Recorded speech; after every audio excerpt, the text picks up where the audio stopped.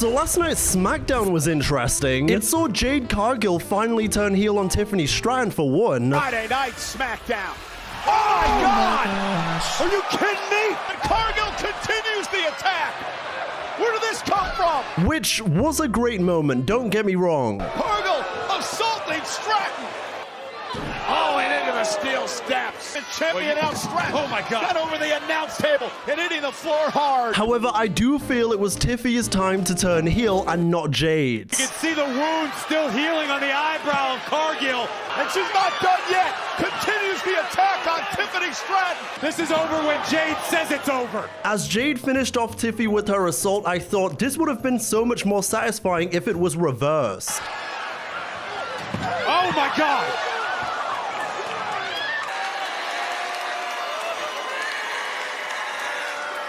However, I do feel like it's time for Tiffy to lose the title. Her reign has become monotonous in many areas, and while I can appreciate that she's incredibly over and delivers in every manner that they want her to, for me, I definitely feel as if it is time for her to revert to being the center of the universe as she used to be, because I feel like it fits her more than what she's doing right now. And now Kiana James in trouble. Prettiest moonsault ever. Cover. Stratton with the win. And I feel like it would spice things up a little bit. She can still get shared on main roster, and maybe she can even be some kind of anti-hero. But I just feel like in terms of letting her explore a wider character and having more personality behind her promos and the stories she's trying to tell, this would be the better direction. But even with that, I feel they're now going to tell the story where Tiffy is once again the underdog fighting against the evil, and they're now going to have her retain clean as the hero, winning the war against the evil Jade Cargill. And then I almost worry where Jade is going to go after this, because I'm not entirely sure where she goes. And before I go ahead and jump into some of your hot takes for today, I want to talk about a few more things on SmackDown. Specifically, Ilja Dragunov versus Aleister Black, because good grief. Oh, and the knee caught Dragunov in midair. Ilja wanted Torpedo Moscow. And out, boom, on his head. This is the kind of match that restores your feeling in this beautiful game. And it's a match that I would have thought they might build to, but I'm not complaining whatsoever. Arms trow, the power of the champ.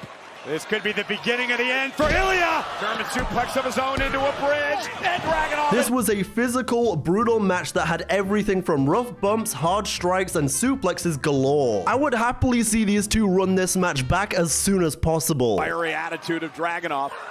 Nice German suplex to Black. For another one as Black tries to fight out of it. Another German.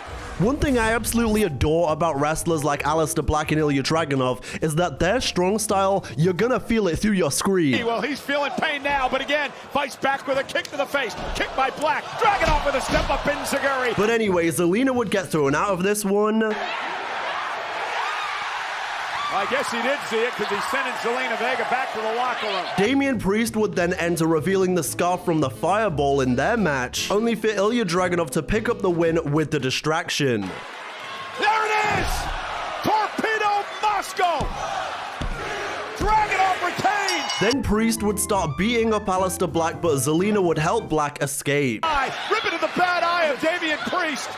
Blinding Priest, at least momentarily, and now trying to get Aleister Black out of harm's way. Also, Damian, if you're not selling that eye injury for like 5+ years like Aleister Black did with his from Extreme Rules The Horror Show, then your love of the game is just not serious. And I have to quickly talk about this backstage segment. Basically, Fraxium wished they'd have entered the US Open Challenge. Anytime you ask, that is the beauty of the Open Challenge. It is for everyone and anyone, including tag teams as well. Ilja is like, well, anytime you want to fight, boys, I'll take one or all of you. And then DIY come over and they're like, look at these two dogs. Plotting to take over the world. They're gonna win all the titles on SmackDown. Piece of advice from the locker room leaders who've actually held titles here on SmackDown: make your dreams much smaller. Gargano also raises a very good point about Axiom not having ear holes, by the way. You're a waste of our time, okay? Let's Probably go. can't even hear out of that thing. There's no ear holes. Get some ear holes. But then the legendary Indian restaurant himself, Tama Tonga, shows up.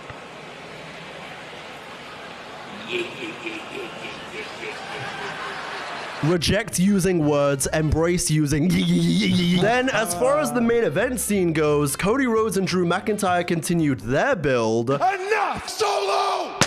You're clearly looking for a fight. I'll fight you right here. I'll fight you right now. Let's just do this here and now. Which their initial brawl featured one Doug Mallow, who you may recognize from the Rajah Jackson incident with Psycho Stu as one of the wrestlers that helped Psycho Stu. Looking for a Claymore. Samoa drop through the table. The episode ended with Drew McIntyre not only beating Jimmy Uso, Claymore!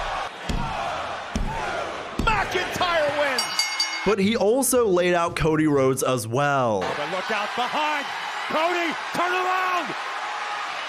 Claymore! I really hope we see Cody lose the championship at SNME. Not because I don't like Cody, but I'm compelled to see what Drew McIntyre can do with that championship right now. And let me know your wrestling hot takes down in the comments below. It can be current day or it can be in history, and you'll have a chance of being in the next episode. Julia is such a cutie patootie. Yeah, fair enough. Julia got Finn Balor. Ooh. I don't know if it's quite Finn Balor level yet, although it is a shame. That's an understatement. It's incredibly poor what they've done to Finn Balor over the years. And I really don't know how you save Julia. Like, it feels like they have fumbled her championship reign so much. And it is such a shame because she is still so good. And whenever she does wrestle, she's clearly still got it. It's not about that. It's more so down to the character booking in a similar way it is with Tiffany Stratton. And then with Julia, they just haven't treated her like the star she clearly is, which is a real shame for both of them. But I will go ahead and say that Tiffany Stratton-Kiana James match was really good. I really enjoyed that. I do like that Kiana James is getting more and more chances to show that she is also a star as well. LA Knight needs a world championship run for his career. I mean, yeah. Listen, man, when it comes to LA Knight, I'm tired. I'm tired. At this point, I don't know what that man has to do. And I see people making the argument sometimes when it comes to Jey Uso's catchphrase against LA Knight's catchphrase. Like, maybe if LA Knight would have said he would have been a world champion by now, he'd be facing CM Punk. But like, LA Knight has a catchphrase. It's 4 letters, 1 word. Yeah. Like, I just don't know how this company doesn't see the megastar sitting in front of them. Sami Zayn's US title reign was solid. Underrated. I don't know if I'd say underrated. I don't know if that's really what that word means. And if I really wanted to be pedantic, I'd say it was far better than solid. It was damn near legendary for the time he had. Asuka, Io, and Kairi are telling the most interesting story in WWE right now by far. I don't necessarily agree with by far. I think there's a few underrated interesting stories going on. I look at Bayley and Lyra, for example, and I do think for as bad as things are in certain areas and repetitive as they are in certain areas, there are a few good underrated stories going on right now, like you say,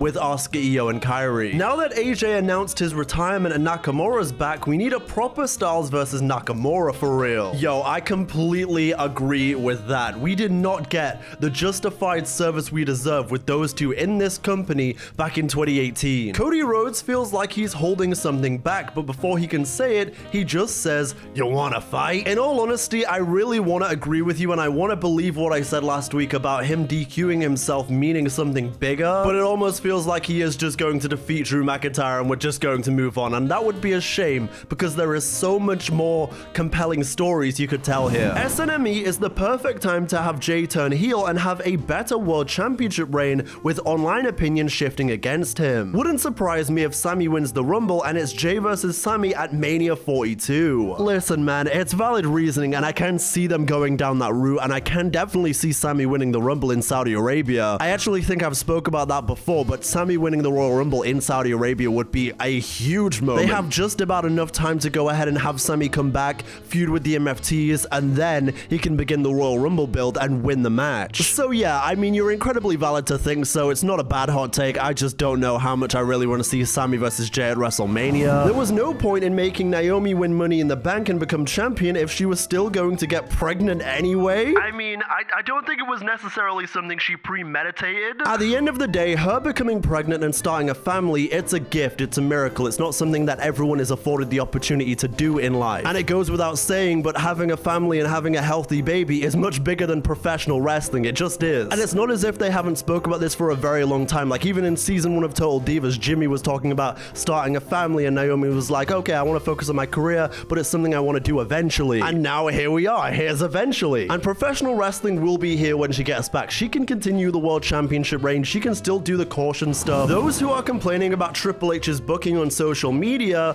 they have no idea what fans suffered on Monday Night Raw from 2018 to 2019. I mean, yeah, I know it's a little controversial because bad eras are bad eras regardless, but I do agree with you, honestly. I do agree. However, I will go ahead and say there are a lot of people online right now who just did not experience how bad things really were last decade. Like, there were definitely some great moments last decade. 2016, absolutely. But then you go ahead, you look at a year like 2018, like 2019, and all the bad that came with that. And then you think, actually, yeah, modern day WWE ain't so bad. It's not as bad as 2019 was. Things will never be as bad as Constable Corbin running Monday Night Raw into the ground, and then these guys having to come out on live TV as a family of McMahons and say to everybody, hey guys, we're fucking dog shit. We're sorry this shit is so bad. We're gonna do better. Things will never be that bad again. God, I hope not. I know this is not it, but hear me out. If she wasn't Japanese, Hana Kimura would still be alive This random pairing with Nikki Bella and Stephanie Vaquer is very obviously going to end up with Nikki turning heel on Stephanie. Her return has been a flop, but she's not a pioneer or legendary women's wrestler like WWE tried to make her out. You bite your tongue right now. Then AJ Lee returned and completely overshadowed Nikki's, so turning her is really the only chance to salvage this somehow.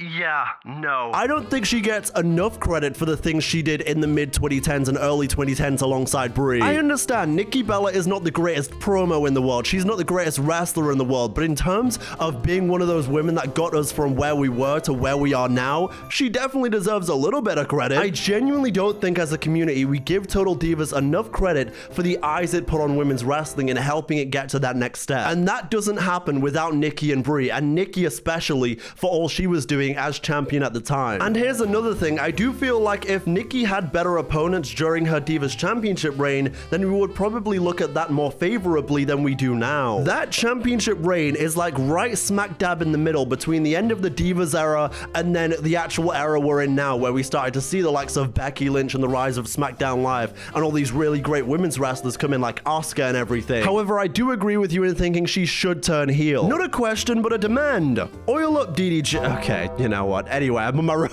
the road to 250,000 subscribers. Subscribe, tell a friend about this channel. Bye. I'm not oiling up. Santi does it, then